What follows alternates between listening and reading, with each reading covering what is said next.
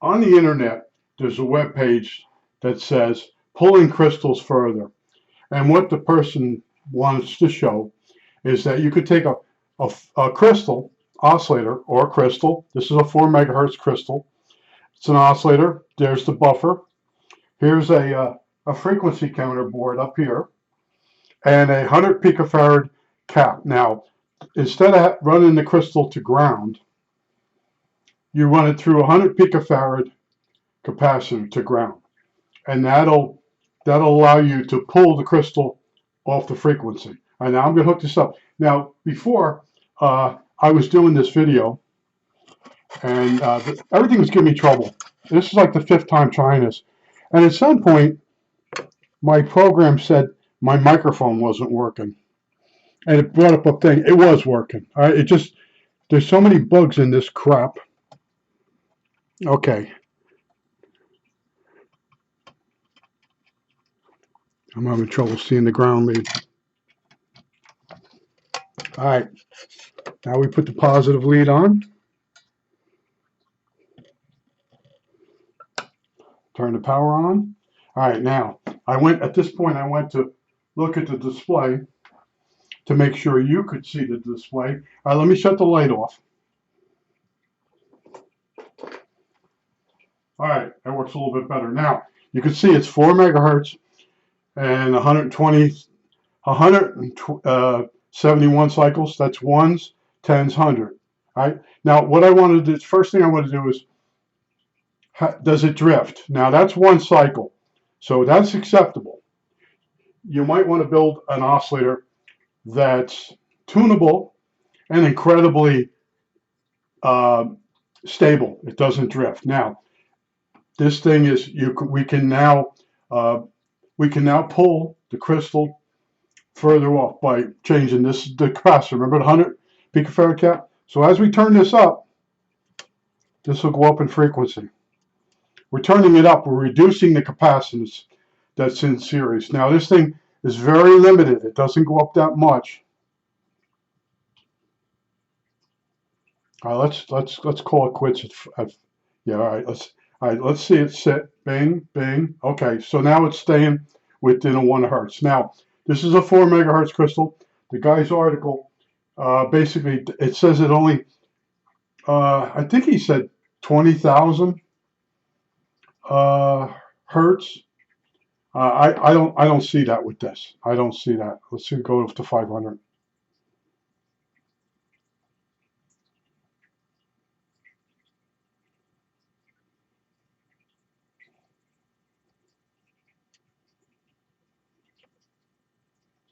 All right, that's 1,000.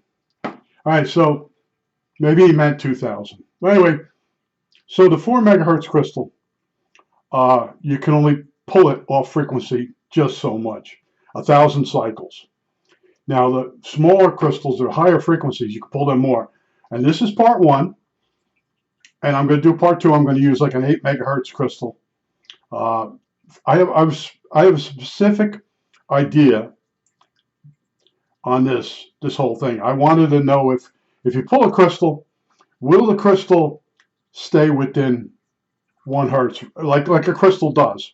To get a crystal to stay even better, you put it in an oven, a metal box with temperature regulation in there, a heater, and a thermostat. That you can buy them. You can buy them in miniature form.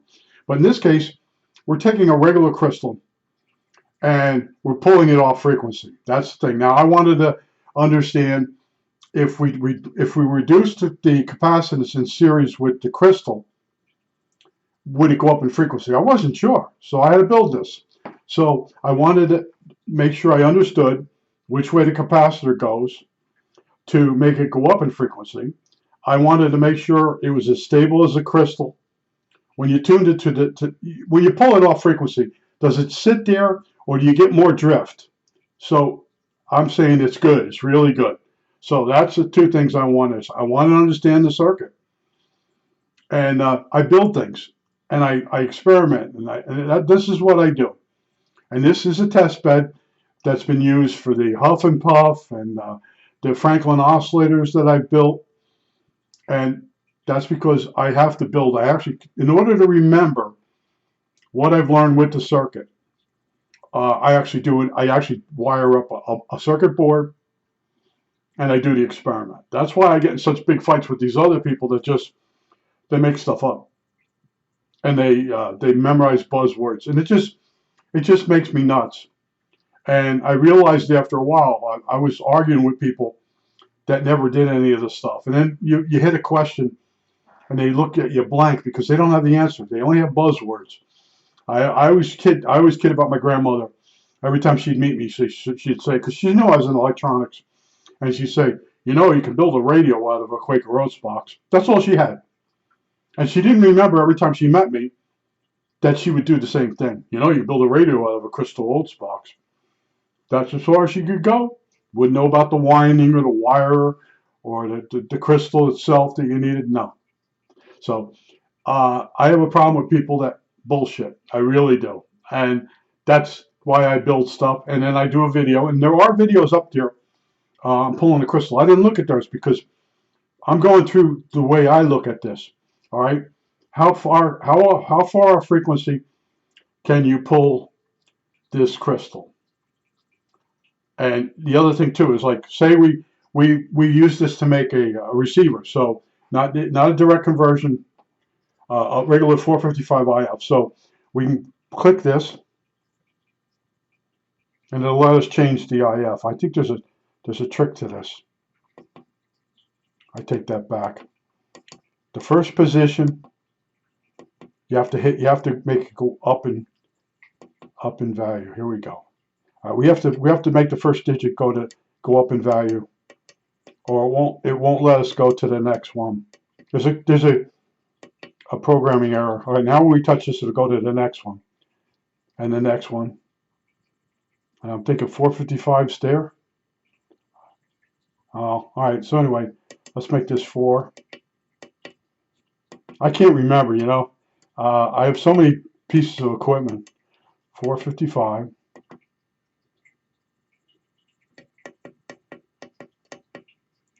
All right, that's the IF. Now,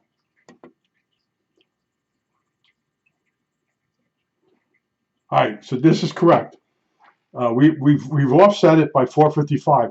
So the actual frequency that this thing would pick up would be 3.546. Now, let's go down in frequency, back, because we're up, and that bobbling of that many digits, no big deal.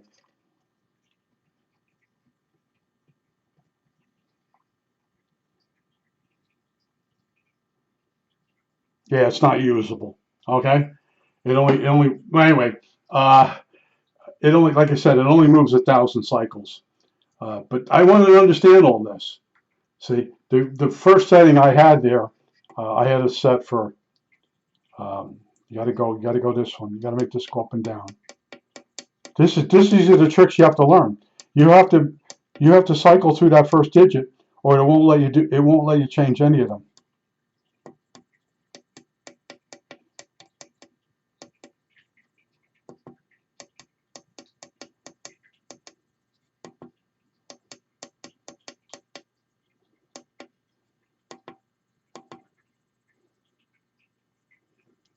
All right, so now we're back to 4,172 cycles, and then we can go. I think we go a little lower. I'm adding capacitance right now. No, went the other way because this can go to 360 degrees. But that's what I want to learn. How much can I pull the 4 megahertz crystal? And he had an amount there. I think it was 20,000 cycles. I'm not getting that here. But there are different type of crystals, the way they're cut. They're the same frequency, but they're just cut differently. And he does mention the part numbers. And this is just a crystal from a computer. All right, this is the end of part 1. All right, if you ever thought about, can you move a crystal frequency-wise? How stable it will be? It's stable. It's good. And I wanted to tell you, the waveform that comes off the circuit is almost a square wave. I expected a beautiful sinusoidal wave. Now, maybe if you put the crystal all the way to ground without the capacitor, that's another experiment I have to do. All right, you understand that? I expect the crystal itself in an oscillator to give me a good sine wave, and it's not. It's giving me the same kind of sine wave that you get from one of these synthesizers, and I don't like that because a crappy waveform causes other problems in the circuitry. I think that's it. All right, that's it for now.